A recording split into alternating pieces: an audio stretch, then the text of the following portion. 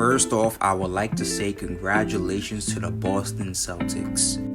I know it's been a few days already, but they did what they did and they won that ring. Now, the NBA Finals itself was not good. It was one of the worst rated in recent memory. To me, it's one of the worst in recent memory. But that's a story for another day. But as far as the Celtics go, congratulations. I didn't want the team to win, but at the end of the day, the better team won. So I thought I'd just do a quick little video on what the Celtics ring, on what Celtics banner number 18 means for these certain players. But before I do that, I'd like to talk about one certain player real quick, and that being Derek Lively. For him to still compete after everything that happened to him is to simply put in one word, amazing.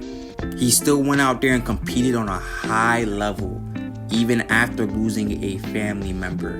And at times, in certain ways, he was kind of the glue that was holding the Mavericks together at times. An unsung hero, if you will.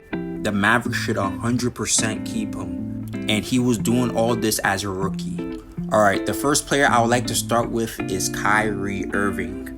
Now, unless he can get another situation where he's in the finals against the Celtics again, the Celtics, and especially their fans, will always be a sort of stain in his career.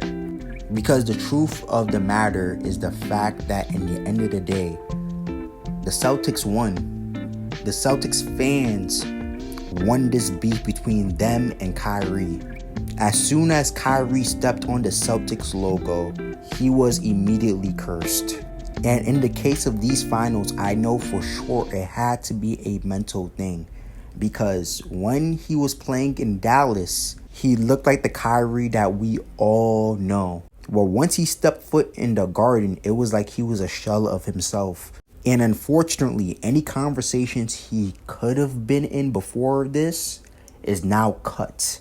For example, people were trying to say that he's somehow on Curry's level. No, that's done. That's over with. He's still probably the most skilled player of all time, though. I'm not taking that away from him. Next up, Jaylen Brown. Now, as for him, his stock has just skyrocketed. And from here on out, people are going to be looking towards him as the true best player in the Celtics. I think Jason Kidd might have been onto something when he said that. I don't think now that was just for tactics or whatever. But Jaylen Brown was amazing in these playoffs as a leader, as a scorer, as a defender, playing both sides of the floor.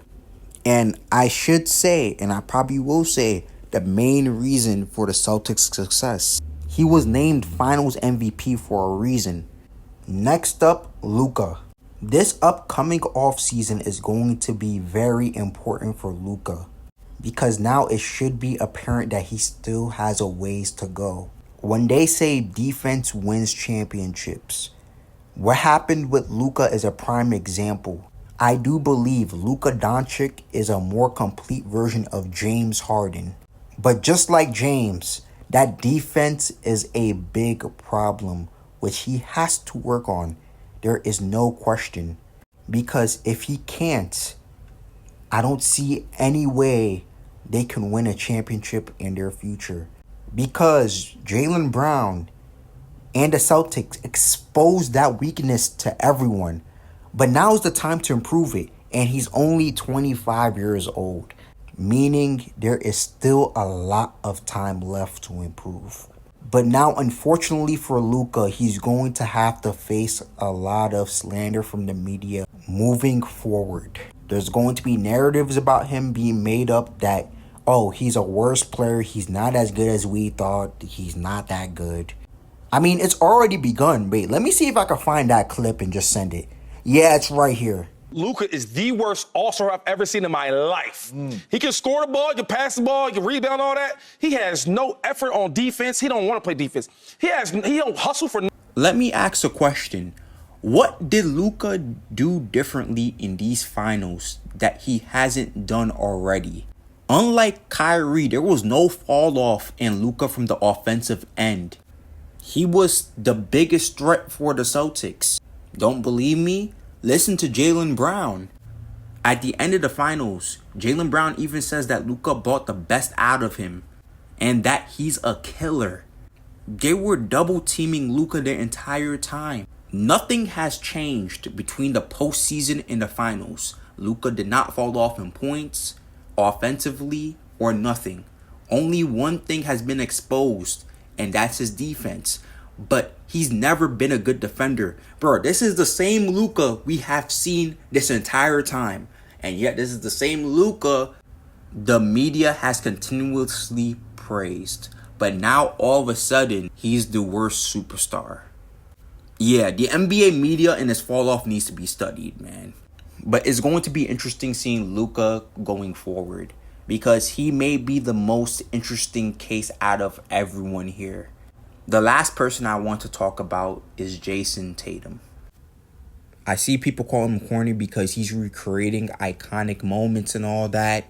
But at first I found it corny too. But after a while, I just see, man, he's just having fun. And I can never be mad at that. And this pick I'm going to make my thumbnail is elite.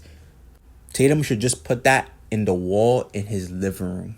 But talking about Tatum's future going forward, Tatum's stock is definitely going to go up. Just off the strength that he won the finals.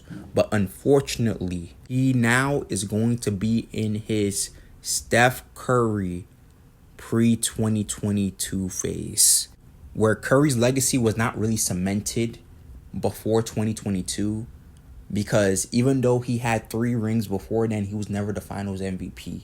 He was never the guy in people's eyes, the closer in people's eyes on his team, where in 2022, 2 years ago, he proved them all wrong. And now Tatum is going to have to do the same. He is going to have to win another ring, but with him as a finals MVP. Tatum is 26, so he has time. But from here on out, that is what the narrative, unfortunately, is going to be for him. Well, that's it. That's all I have. The Celtics fans are going to be insufferable this summer. That's all I'm going to say. Shout out to Derek White for leaving everything on the floor, even chipping his tooth to do it. Shout out to Drew Holiday. Joe Mazzulla as a coach. He was great. Al Horford finally getting his ring. Love to see it. And that's it. Peace.